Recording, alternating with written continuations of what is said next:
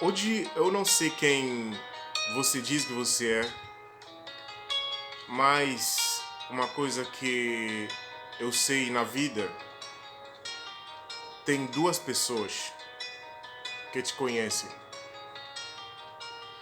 É você e a tua consciência.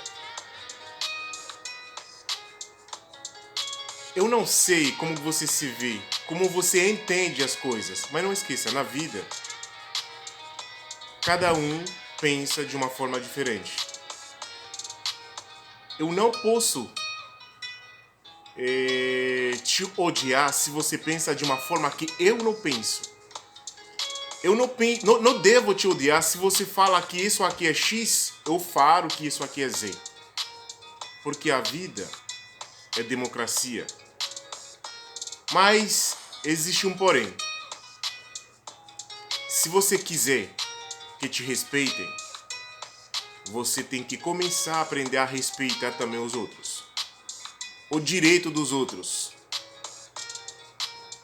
Se você quer que te tratam bem, trate também os outros bem. Assim é a vida. Às vezes, nem todo mundo vai entender como você está lutando para conseguir uma vida melhor. Às vezes, nem a tua família vai entender o quanto você está lutando para chegar naquele nível que você está agora. Mas um verdadeiro guerreiro nunca desiste no combate. Esse vídeo é para você. Às vezes você pensa em desistir.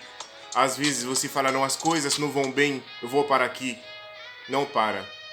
Não desista. Porque você vai vencer. Pode crer.